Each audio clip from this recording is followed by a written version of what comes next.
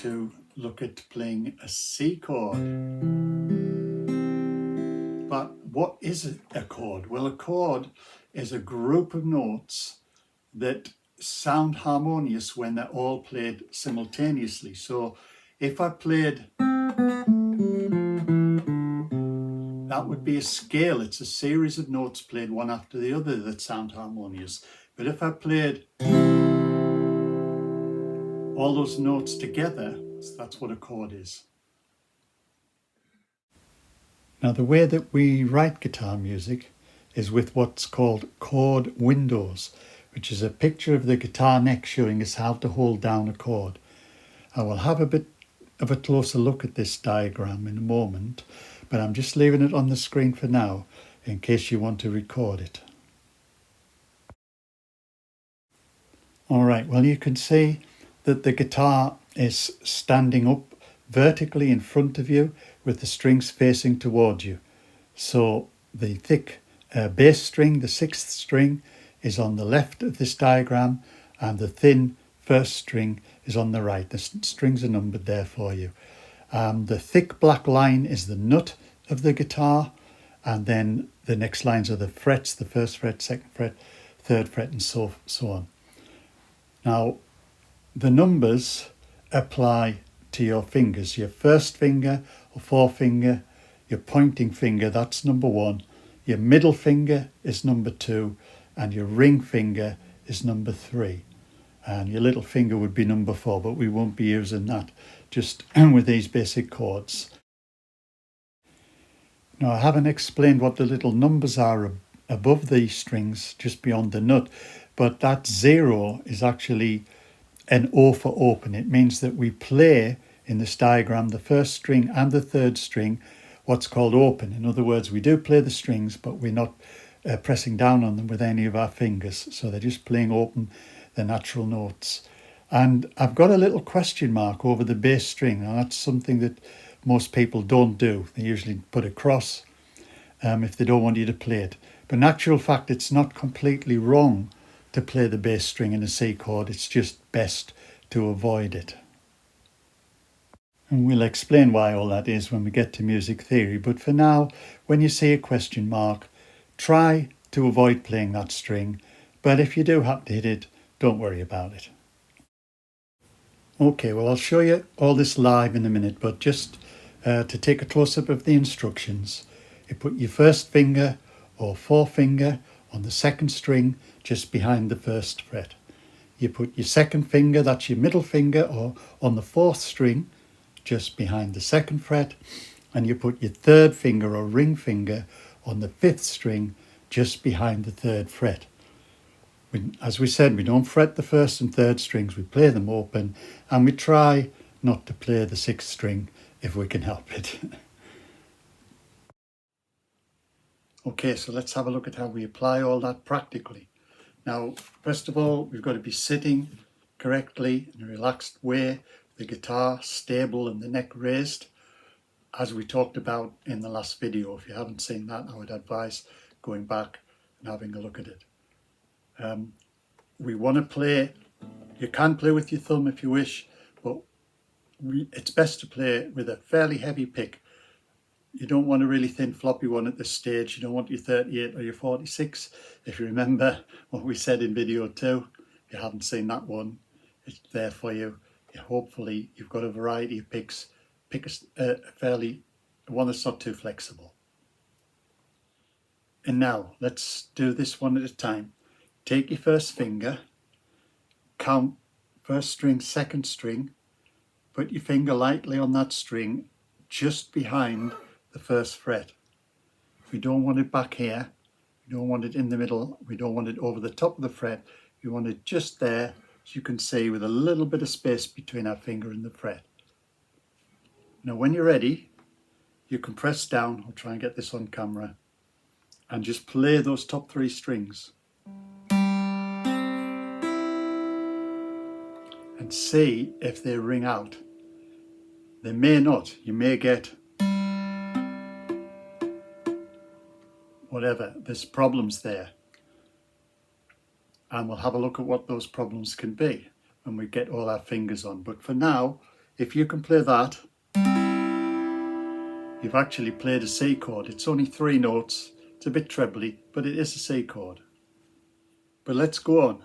Let's just rest our finger lightly on that second string and move across with our middle finger, to the 4th string, 2nd fret, and again just behind the fret. And now we'll play all 4 strings.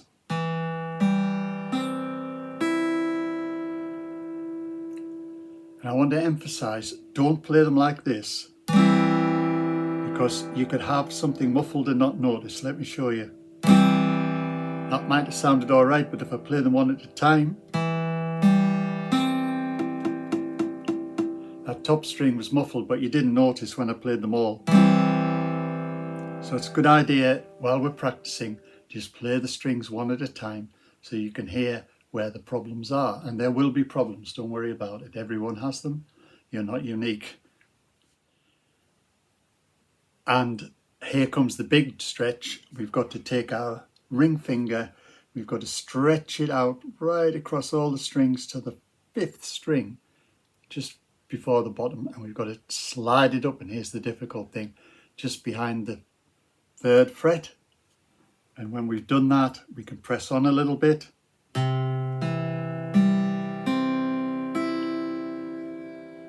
Now your chord will not sound like that, don't worry about it. It'll be...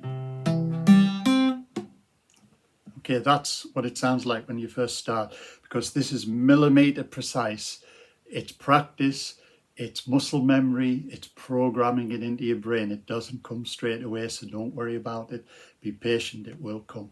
So let's look at some of the problems that people experience. And one is trying to get your fingers to do this shape straight across at 90 degrees from the fretboard. It's really impossible unless you can do the old live long and prosper. It's very difficult to do that. What you need to do is have your fingers on a slope, like mine is sloping there. Now, if you just pretend you're turning a doorknob, you watch what happens. I'm not going to move my fingers. My finger's way back here, and it needs to be up there. It doesn't want to be there, it wants to be there. But I'll just turn my hand. If I just turn my hand, my fingers automatically slide up without any effort. I'm not trying to, force my fingers apart. Just turn your hand round like turning a doorknob, like that. And your fingers will slide up, and they'll be at 45 degrees across the fretboard. And that's how you can reach. You can reach a long way like that. You can't reach very far if you go straight across. So that's the first thing. Now the next problem you're going to experience is muffled strings. And usually it's the finger on the adjacent string that's the problem. So if I hold the chord like this and play the 5th string, it's perfectly clear. But when I play the 4th string, it's muffled. Why? Because this finger is lying across the 4th string. What you need to do is you need to stand your hand upright. Your fingers need to be at 90 degrees to the fretboard. They don't want to be lying across like that. They want to be standing up. And be careful of having hypertension in your fingers. I'm talking about where the joint's backwards. You will muffle the next string.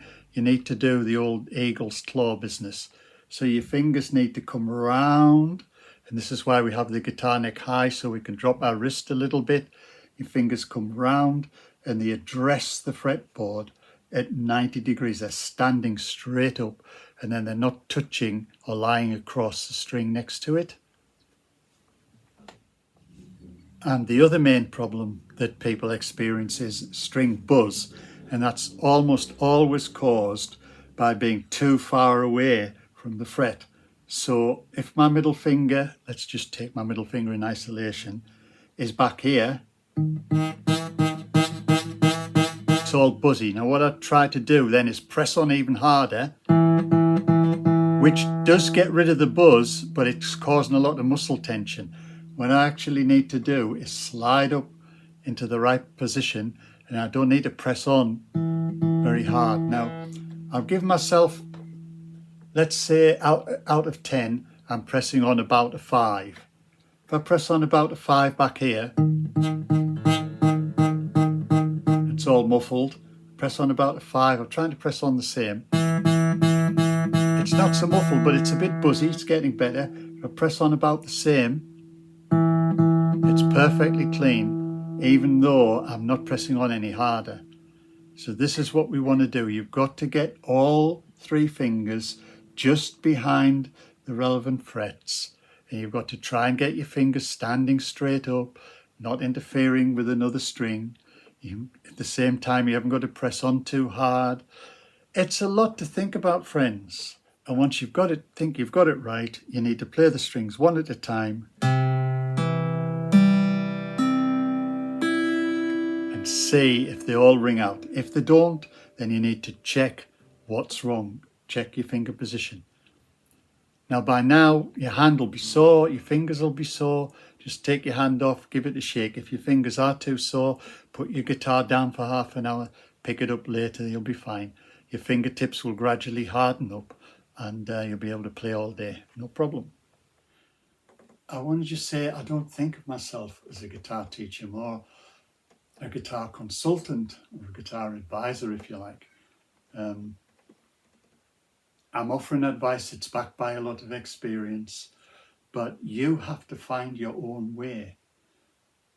It's not about the right way or the wrong way. The basic rule is that if it sounds cool, it's cool. But having said that, if you don't bother to learn the rules, it turns into a mess. And if you only follow the rules, it gets a bit boring and sort of heard it all before. So I'm going to encourage you to learn the rules first. I'm going to show you the classic way, the standard way, the correct way of doing things. And then once you can play, you ignore that or at least stretch that as far as you can. And somewhere along the way, you'll become your own musician. And that's what we want. It's not good to slavishly copy other people. You'll never sound like Eric Clapton. And even if you could, we've already got one of those. What we haven't got is one of you. I think the order of the day is just to get that chord down. It took me about a week to learn my first chord, be able to play it clean. So there's plenty to get on with there. Okay, remember friends, the early bird may catch the worm, but it's the second mouse that gets the cheese.